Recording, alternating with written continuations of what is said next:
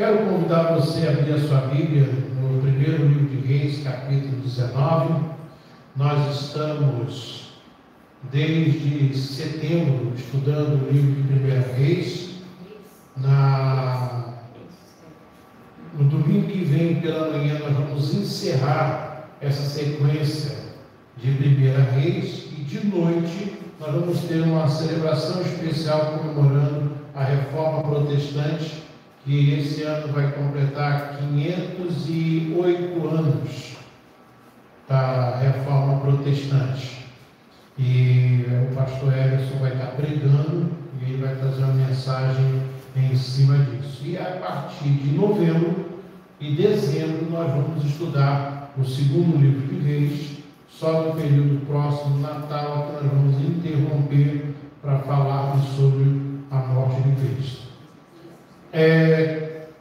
Nós, quando falamos de 1 Reis, capítulo 19, nós vamos ter aí um personagem, Elias. E Elias é um personagem tão importante na história do povo de Israel, que o livro de Reis, vejam bem, o livro é a história dos reis, mas é um livro que do capítulo 16 até o seu final e até o capítulo 2 do segundo livro, se fala de Elias. Se fala de Elias, porque ele é um personagem central na história do povo de Israel. Tão central, tão importante, tão de referência para nós, que quando há a transfiguração de Jesus no monte, Elias é um dos que aparece naquele momento. E Elias, ele é interessante porque ele tem um momento aqui da história que nós lemos hoje de manhã, vamos reler daqui a pouco, que ele vai dizer uma coisa muito interessante, uma frase que muitas vezes nós não percebemos, com o detalhe da importância que essa frase tem. Não sou melhor que os meus pais.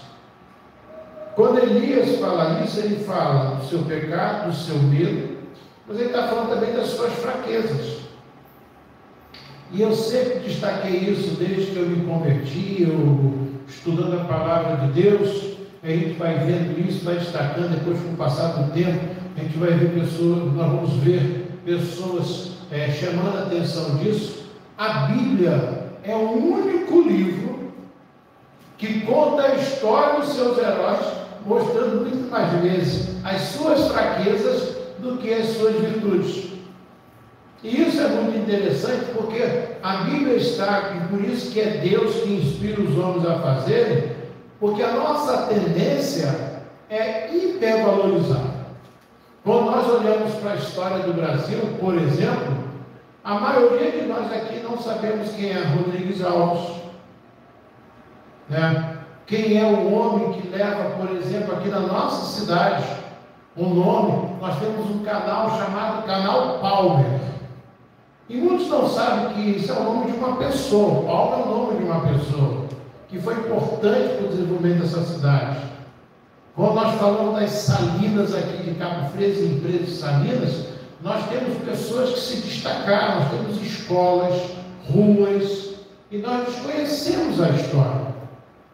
E isso é muito interessante, porque quando a gente conta da história dessas pessoas, nós temos, não só no Brasil, no mundo inteiro é isso, de acordo com quem conta a história, a pessoa é exaltada, colocada num pedestal, ou então é colocada lá embaixo.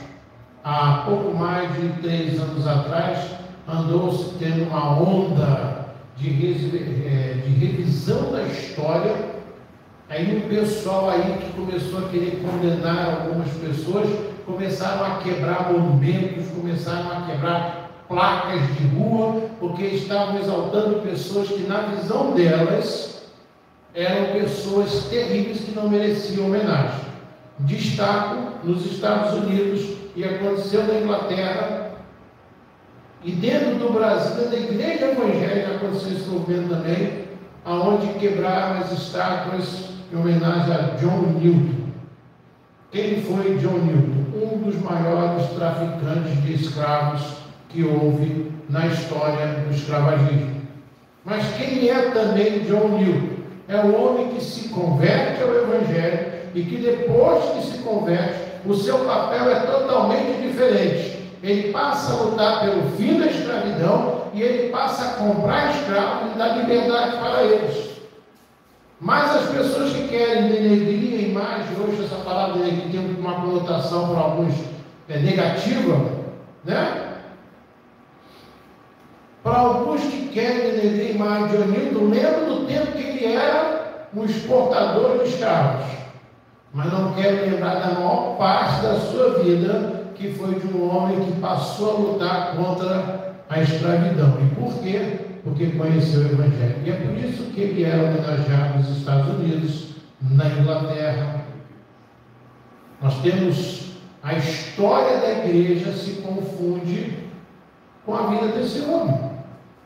Mas Elias, ele é apresentado por quem conta a sua história com virtudes e defeitos. E por que a Bíblia nos faz isso? Porque, gente, a palavra de Deus não quer esconder as fraquezas dos homens e tão menos exaltá-los por demais, porque agora pertence a Deus. E o que é belo na palavra de Deus é que entre o primeiro e o último livro passam-se praticamente 5.000, 3.000 anos, e há uma harmonia, apesar de tempos diferentes, de épocas diferentes, de regiões diferentes, com culturas diferentes, com formações diferentes. Esses homens que foram movidos por Deus construíram livros, escreveram livros, porque foram movidos por Deus, mantendo o mesmo padrão. Contar a história, contar o que é necessário contar, não exaltar demais e também não desvalorizar demais aqueles homens e aquelas mulheres. Por isso que na história de Jesus, na família de Jesus, tem prostituta, tem ladrão, tem assassino.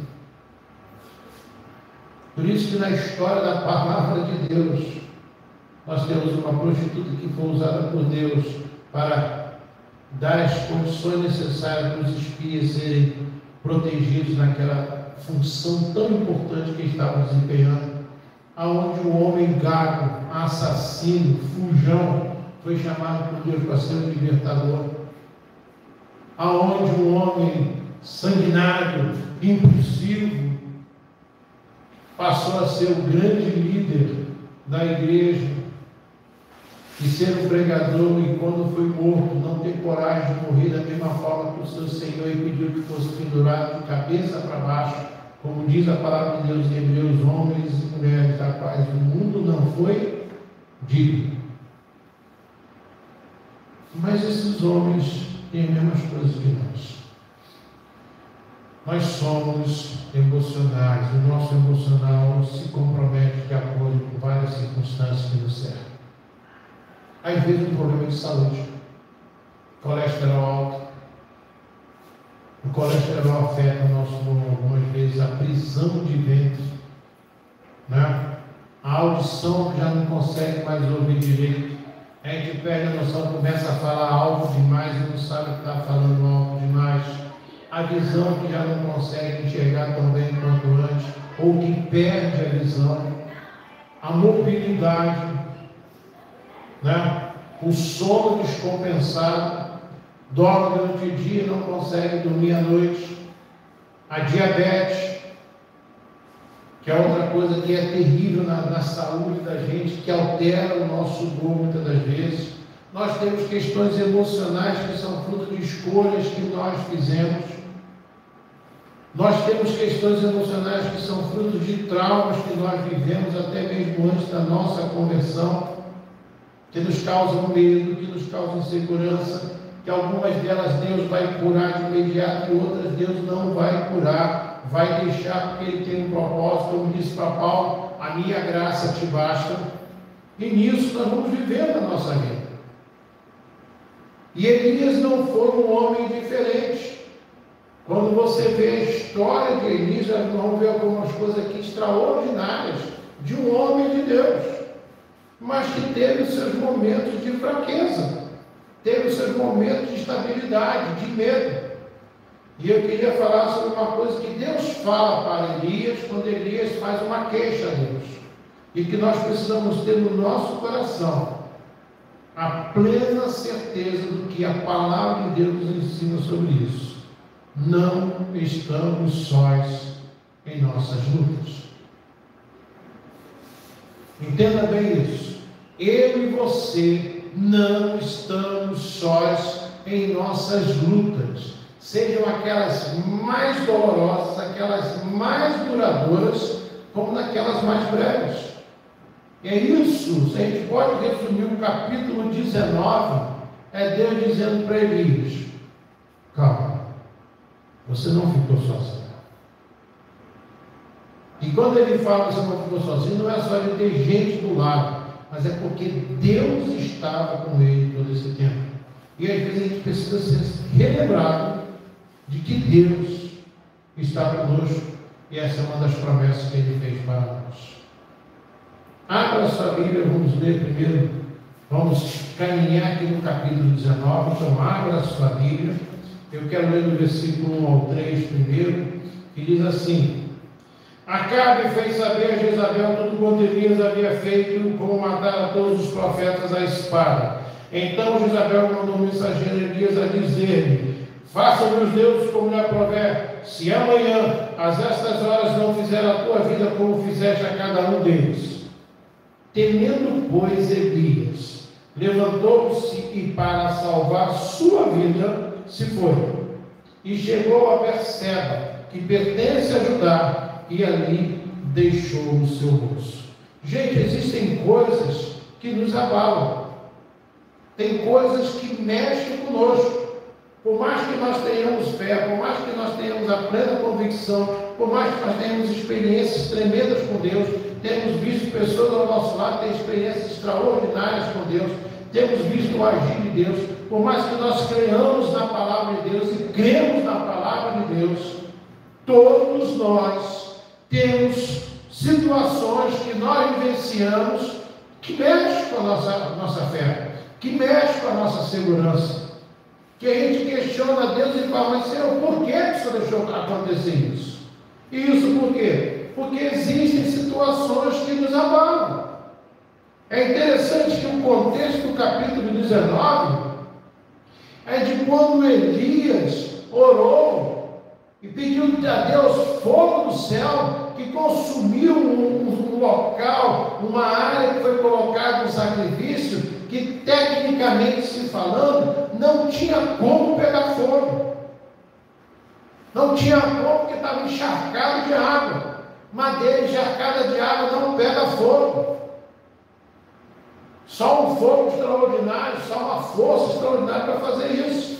E Elias, ao contrário dos profetas de Baal, que passaram a manhã inteira gritando, esperneando, se cortando, e que não conseguiram fazer vir fogo do céu, Elias, numa única oração, faz com que isso aconteça. Mas olha só, eu quero destacar com vocês uma coisa muito interessante sobre Elias. 13 coisas extraordinárias que aconteceram com Elias. Então não vamos ler todos os versículos, que não vai dar tempo. Mas olha só, no capítulo 2, versículo 8, ele abre o Rio Jordão com a sua capa. Em 1 Reis 17, nós já estudamos aqui, ele profetiza ao rei Acabe uma grande seca. Em 1 Reis 17, a partir do capítulo, versículo 14, ele faz com que o azeite e a farinha da viúva permaneça até o fim da seca. No mesmo capítulo 17, ele dá vida ao filho da viúva que morreu enfermo, foi morrendo aos poucos. No capítulo 18, que é antecedente a esse, ele destrói o altar de Baal. No capítulo 18, mais à frente, ele vai decretar o fim da seca. Ele unge profeta em seu lugar no capítulo 19, a gente vai ver aqui sobre isso. Desarmou os sírios diante de Israel no capítulo 20. Lavrou a sentença do rei Acabe, dizendo o que ia acontecer com ele, e aconteceu no capítulo 21. Profetizou a sentença para Jezabel, que se cumpriu no capítulo 21 também. A morte de Acasias, que foi um rei perverso. São 102 homens que são consumidos pelo fogo, conforme está em 2 Reis, capítulo 1.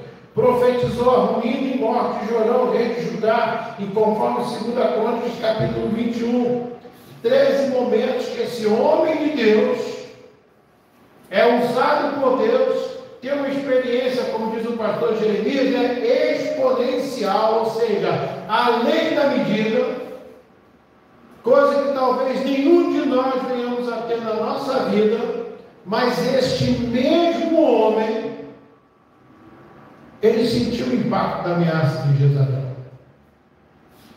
Ele sentiu o impacto daquela tentativa de intimidar. Ele se intimidou. Quantas vezes nós passamos por situações extremamente complicadas e nós enfrentamos com fé, com coragem, com determinação e vencemos o nome de Jesus, glorificamos o nome do Senhor e com verdade. Nós dependemos de Deus mesmo naquele momento, nós cremos que Deus poderia fazer e Deus fez. E Deus fez.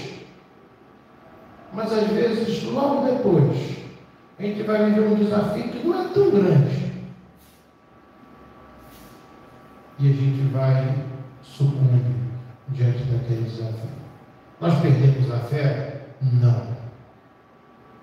Mas aquilo mexeu com a gente, aquilo causou um medo na gente. E você observa o versículo 4, versículo 3, quando Elias vai falar o seguinte, quando diz o texto: temendo, pois, Elias pela sua vida, ou seja, foi para salvar a sua vida, ele se foi cair. Ele teve medo, vou morrer.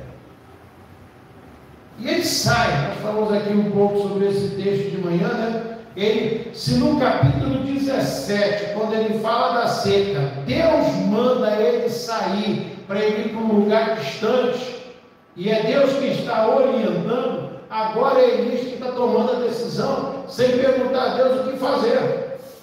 E é o que muitas vezes nos leva a ter esses momentos de fracasso, esses momentos de instabilidade espiritual, é exatamente quando a gente toma as decisões sem perguntar antes para Deus: o que eu faço agora?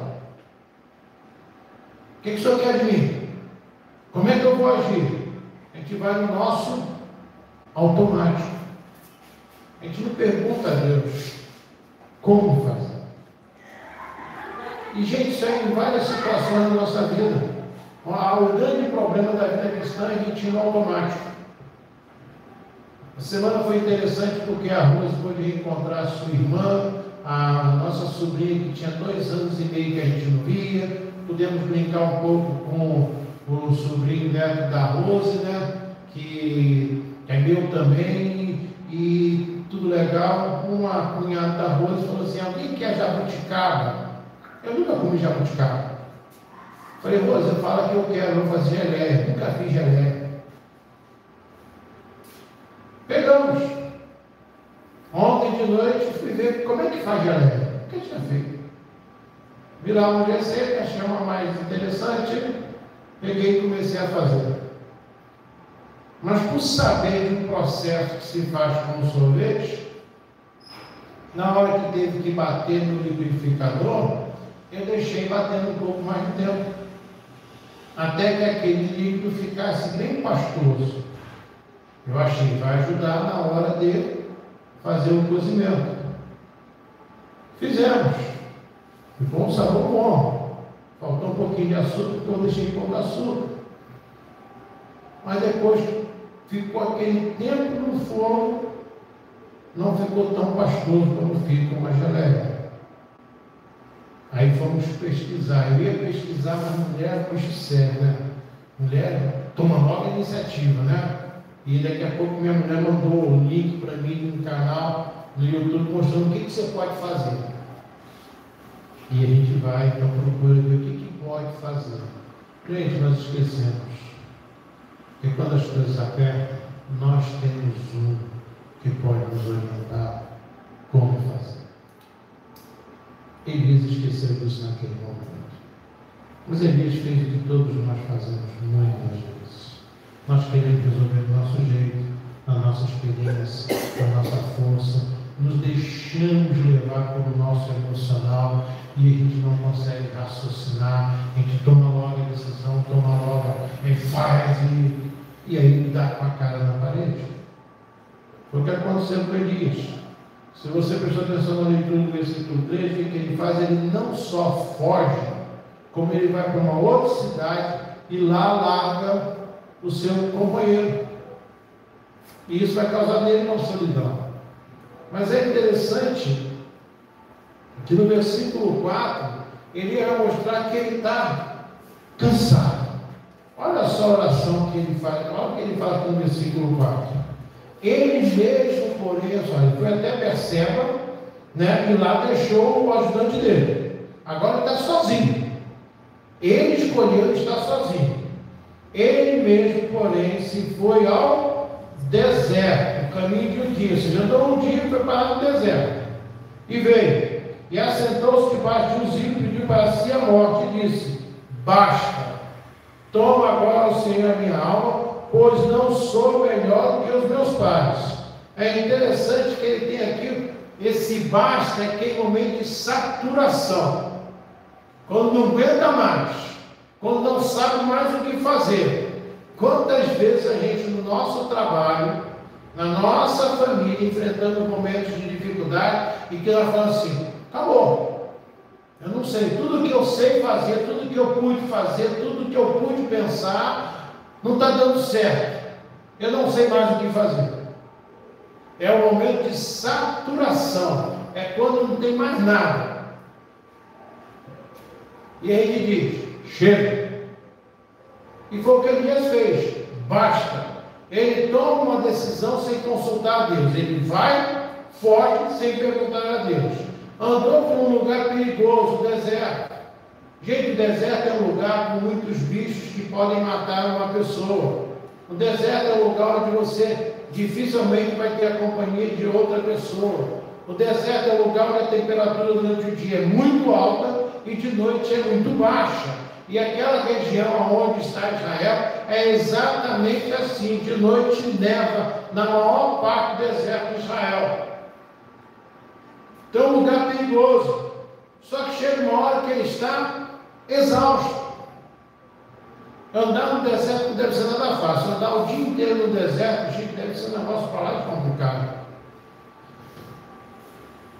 A gente anda um pouquinho aqui na cidade, já está com calor. Quem já rodou Rio de Janeiro, né? Andar no período de calor na Baixada Fluminense, São Gonçalo, Itaboraí, Niterói, é brabo, Bangu, Padre Miguel. Imagina só no deserto. Uma hora você pode pegar uma tempestade de água. Aí se sente, estou exausto. Parou, encontrou lá uma árvore lá. Aí o que ele faz? Quero morrer. Ele se deixa tomar pelo desespero. Porque ele tomou decisões erradas. E muitas vezes nós chegamos a esse ponto de saturação na nossa vida, porque simplesmente nós tomamos decisões erradas, fizemos coisas erradas, não buscamos a Deus a orientação, e chega uma hora que a gente não suporta mais. Não à toa, desde 2020, o número de gente tirando a sua própria vida aumentou desesperadamente no mundo inteiro. Essa semana nós oramos por uma família no Rio Grande do Sul, na qual seu filho de 12 anos de idade tirou sua vida. Uma criança, 12 anos de idade.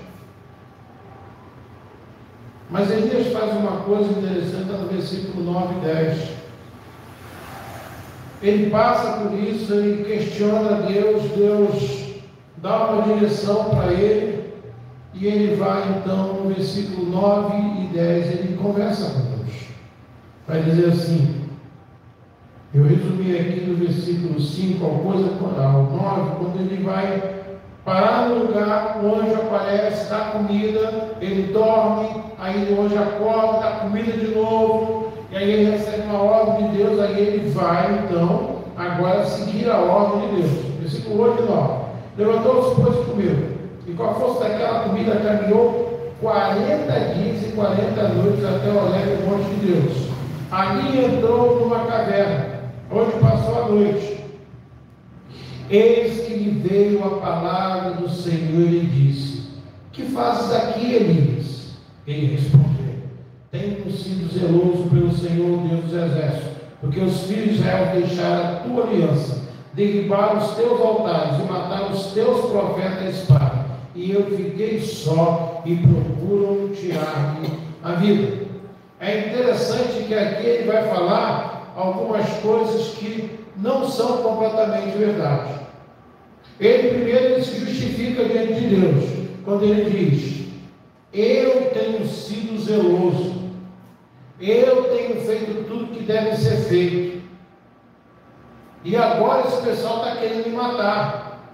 Eu fui zeloso e fiquei sozinho. Ele fala de uma solidão que não é verdadeira, e ele já sabe que não é verdadeira, porque no capítulo 18 a gente vai ver que um homem se apresentou a ele, quer dizer, ele conversa com esse homem, né? Ele se encontra com esse homem que é Obadias, e Obadias comunica a ele a história de que ele, Obadias, preservou a vida de 100 profetas do Senhor. Ou seja, ele não está sozinho, mas ele se sente sozinho. Nós não estamos sozinhos, Deus está conosco, temos irmãos ao nosso redor, mas às vezes nós nos sentimos sozinhos. E ele fala do seu medo da morte. Matou todo mundo, não sobrou ninguém, só falta eu. Ele conversa com Deus, e aqui é um lado muito positivo.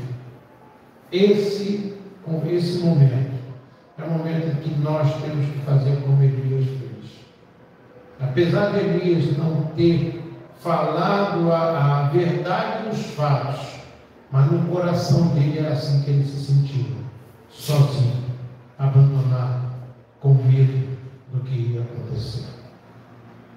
Lembra em 2020, quando a gente ligava a televisão e só vinha notícia dizendo, né, de manhã tem tantos mortos, de tarde já tem mais tantos mortos, de noite tantos mortos a mais do que de manhã que de tarde. Aí, se fosse assistir mais tarde o jornal, tinha mais não sei quantas mortes. Notícias da Europa: morte aqui, morte ali, morte acolá. Notícias dos Estados Unidos, do Canadá, de países que a gente nem ouvia notícia, começou a chegar lá, que tudo que era notícia era o quê? Morte, morte, morte. Como é que muitos de nós nos sentimos? Desesperados, dizendo: não vai sobrar ninguém. Será que eu vou morrer? Será que eu vou pegar essa doença? Se eu pegar essa doença, como é que vai ser? Como é que eu vou ficar? Algumas pessoas piraram. Até agosto de 2020. Não, agosto não. Até fevereiro de 2020, nós não tínhamos aqui no Projeto Social atendimento online. Quando veio o fechamento de tudo, nós começamos, depois em março para abril mais ou menos, começamos a fazer atendimento online. O resultado disso é que quando as pessoas começaram a saber, em junho mais ou menos, nós não tínhamos mais horário para atendimento. E nós tínhamos 4 profissionais, totalizando 32 horas de atendimento semanal. E para atender a demanda, tivemos que diminuir um pouco o tempo, em alguns casos de 15 dias. Teve psicólogo aqui que ficou mais horas e mais dias do que a gente tinha combinado com eles para tentar atender a demanda. E até hoje não diminuiu essa demanda. Você tem uma profissão que cresceu muito.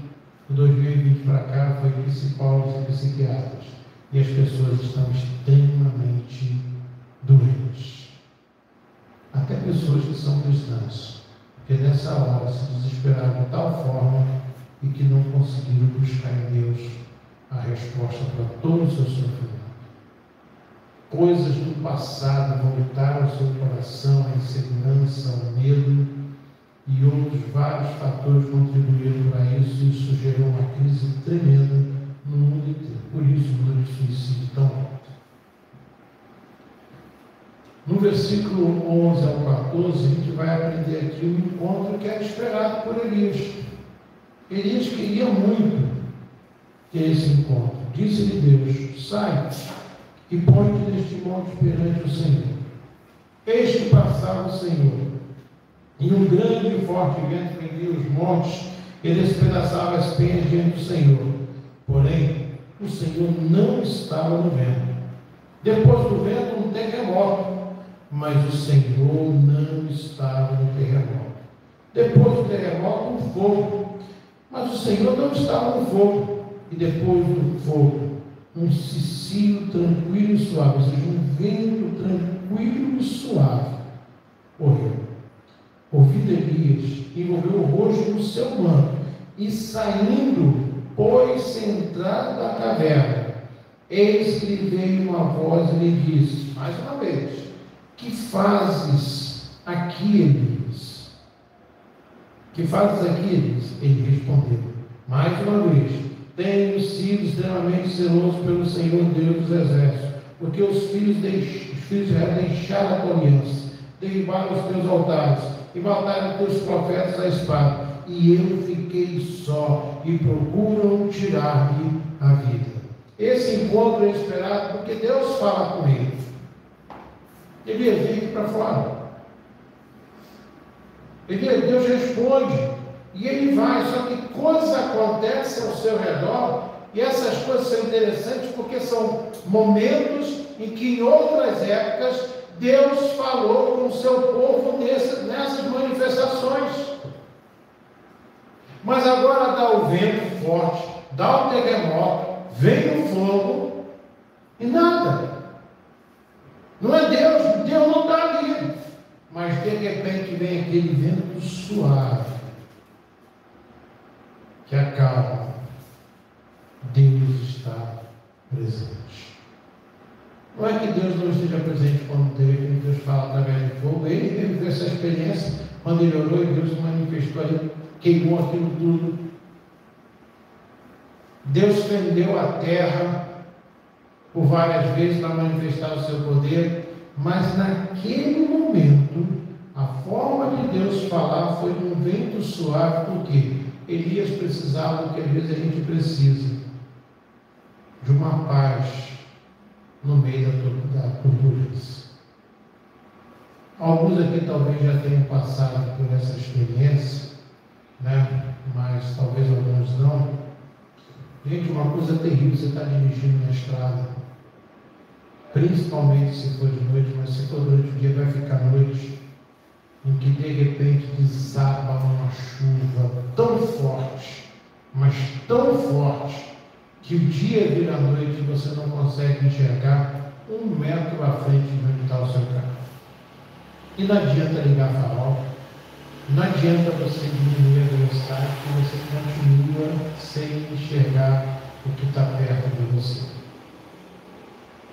E quando você pega uma estrada que é de mão dupla, você vai numa pista e vê um carro do outro lado, e você não está vendo nada. Você não está vendo se tem um louco uma hora dessa tentando ultrapassar, você não está vendo se tem um louco que está de repente no meio da pista, e você está tendo que andar, você diminui a velocidade, você liga farol, você liga luz de neblina, você liga pisca-alerta, e você vai orando, pedindo a Deus, e você não sabe o que vai acontecer daqui a pouco. E você está clamando ali a Deus. Mas se você tem uma experiência com Deus, Deus diz: calma, estou aqui. Calma, eu estou aqui. E o versículo 13 mostra isso, dizendo para Elias: agora é comigo. Fica tranquilo, agora é comigo. E Elias fala as mesmas coisas. Eu fui fiel, teu povo não é fiel, e agora como prêmio querem me matar. Gente, nós precisamos aprender sim a colocar diante de Deus as nossas dores. Todos nós sofremos, às vezes no casamento, seja por um longo período ou às vezes períodos determinados. Conforme a idade vai avançando, tem algumas coisas que começam a incomodar a gente, algumas limitações. Isso é natural, né? Você não consegue mais fazer as mesmas coisas que fazia antes. Conforme você vive mais, você vê mais gente da sua família morrer. E essa é uma dor tremenda. Viver muito é uma bênção, é um privilégio, mas você tem um reverso disso. Ver marido, ver esposa, ver filho, ver neto, ver bisneto, ver irmão, ver cunhado, ver tio, ver tia. Ver amigos, filhos de amigos. Né?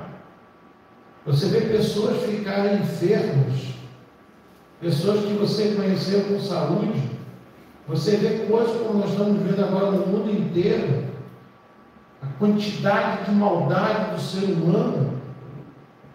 Mas Deus é conosco nessas dores. Se Deus nos permite, é porque Deus tem um propósito para a nossa vida. Você não está vivendo mais porque é natural, porque você cuidou da sua saúde. Gente, se for por cuidar da saúde, vocês podem ter certeza que 99,9% de ninguém nesse mundo vai viver mais. Sabe por quê? Em primeiro lugar, o tempo é determinado por Deus. Em segundo lugar, tudo que a gente come há muito tempo já está contaminado. A água que a gente bebe está contaminada, o alimento que a gente come está contaminado, a roupa que a gente veste está contaminado, o ar onde a gente passar está contaminado. Né? O pessoal só toma peixe, pescado em alto mar. O alto mar está contaminado no mundo inteiro. Os navios de carga, os navios de passeio jogam lixo no alto mar. Infelizmente, eu acho um absurdo, mas é isso que acontece. Então não tem lugar que esteja puro. Tudo está contaminado. E por mais que nós tenhamos cuidado, por mais que a gente faça exercício, quando Deus diz, vem, vai. Mas nós precisamos colocar diante de Deus, cada dia, cada momento, cada circunstância. E Deus, Ele é misericordioso. No versículo 15 ao 18, Deus conversa com Elias e diz, vamos tomar algumas providências. Elias, olha o que vai dizer. Versículo 15 ao 18. Disse o Senhor, vai, volta ao teu caminho para o deserto de Damasco. E em chegando lá, Damasco é na Síria, um país inimigo de Israel. Chegando lá, unge a Hazael, rei, sobre a Síria. A Jeú, filho de Nizim, ungirás rei sobre Israel. E também Eliseu, filho de Safate, de Abel-Meolá, ungirás profeta em teu lugar. Quem escapar a espada de Hazael, Jeú matará. Quem escapar a espada de Jeú, Eliseu matará. Aí ele traz uma notícia para Elias. Também conservei em Israel 7.000, todos os joelhos que não se dobraram a Baal, e toda a boca que não o beijou. Olha só, momentos antes Elias disse, chega, basta, não aguento mais. Ele tem um encontro com Deus. Deus fala com ele, ouve a sua queixa, ouve o seu lamento, ouve a sua dor. Deus se manifesta para ele. E agora, num gesto de amor tremendo de Deus por Elias, o que Deus faz? Vou tomar algumas providências. Você vai fazer isso, isso e isso. E uma das coisas que Deus manda é, você vai preparar uma pessoa para ficar no seu lugar. Olha só que coisa interessante. Elias vai passar algum tempo ainda preparando Eliseu para ficar no seu lugar. Mas Deus já disse para ele, eu vou resolver o seu problema. Gente, que coisa extraordinária, porque é isso que Deus faz com a gente sempre. Deus sempre vai fazer isso conosco. Ele sempre vai tomar as providências. Às vezes nós não vamos nem perceber, mas Deus está tomando as providências. Deus está cuidando de nós. Deus está preservando a nós. Quando a gente olha para a nossa história, quando nós conhecemos a Deus e que nós começamos a olhar para a nossa história já passada, a gente vai lembrando de coisas que você vê, poxa, como Deus preservou a gente. Como Deus livrou, como Deus nos sustentou nesse momento. Como Deus cuidou de nós na hora que a gente achava que não dava mais, que não tinha mais como, que não tinha como reverter. E estamos aqui. E por quê? Porque é Deus quem cuida. Deus dá providência. Todo mundo vai fazer como fez com Elias? Não. Tem gente que Deus vai lá, a minha graça te basta. Ou seja, você ainda vai passar por outras moedas, você ainda vai ser moído mais, você ainda vai passar por situações. Vamos lembrar que a palavra de Deus, quando fala no final dos tempos, fala de uma perseguição à igreja, em que a palavra de Deus vai dizer que, se fosse possível, até alguns dos eleitos se perderiam.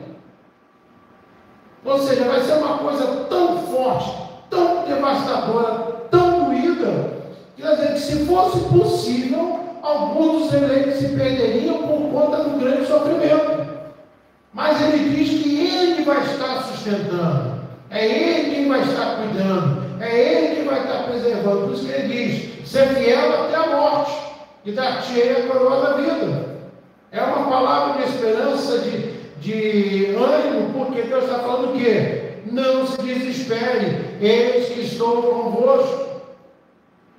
Foi o que Jesus disse para os seus discípulos no capítulo 16 de João: essas coisas vos tenho dito para que em mim tenhais paz, mas no mundo passareis por aflições, mas tenham de bom ânimo, porque eu já venci o mundo.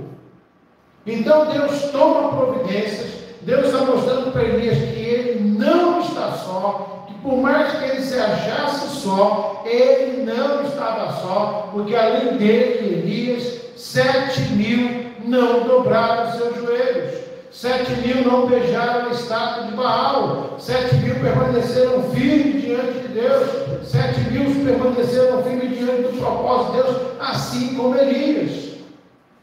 E o mesmo Deus que cuidou desses 7.000 é o Deus que continua cuidando de Elias. Nós não estamos sós nas nossas dores, nos nossos sofrimentos, nas nossas crises, nas nossas privações. Deus está conosco, é Ele que nos sustenta, é Ele que nos cuida, é Ele que nos protege, é Ele que nos dá o livramento, é Ele que permite o sofrimento, porque Ele tem um propósito nisso. Deus não é masoquista de querer ver a gente sofrer, se alegrar da gente sofrer, mas Ele usa o sofrimento como forma de nos lapidar, nos aprimorar e mostrar o seu amor para conosco. Entendamos uma coisa: Deus não nos abandona, Ele nos sustenta, Ele cuida de nós, até naquilo que a gente nem sabe que precisa. É Ele quem vai nos sustentar. E foi o que Ele falou para Elias: calma, eu vou te ouvir. Você vai tomar 3 atitudes agora. Você vai ungir Azael, você vai ungir Nissim e você vai ungir Eliseu. E o que Deus faz com Elias depois? De repente, Deus o arrebata. É o segundo nome na palavra de Deus que não vê a morte. Moisés viu a morte, Pedro viu a morte, Abraão viu a morte, mas Eliseu não viu a morte. Foi arrebatado por Deus numa carruagem de fogo. Elias não viu a morte, foi arrebatado numa carruagem de fogo. falam assim, eu queria ser que nem Elias, ser arrebatado numa carruagem de fogo. Você queria passar pelo que Elias passou? Né? A gente quer ver o lado heróico, né? Queria poder chegar a orar e descer fogo do céu. Mas o mesmo homem que orou para descer fogo do céu, ele teve medo quando foi ameaçado. Nós também somos assim. Nós temos momentos extraordinários de fé em Deus. Eu sei que o meu Redentor vive e nós verdadeiramente sabemos, cremos, afirmamos e reafirmamos. Mas tem hora que a gente diz, eu estou sozinho. E às vezes a gente diz, parece que Deus me abandonou. Mas Deus não nos abandonou. Que nós possamos, queridos, ter confiança na palavra de Deus e sabermos com tranquilidade que não estamos sós em nossas lutas. Que eu e você possamos aplicar isso na nossa vida e sempre se fortalecendo na palavra de Deus. Sempre se fortalecendo na palavra de Deus. Não é no sermão do pastor, que às vezes tem algumas falhas, mas é naquilo que a palavra de Deus nos ensina, no que ela é perfeita, no que ela é revelação de Deus.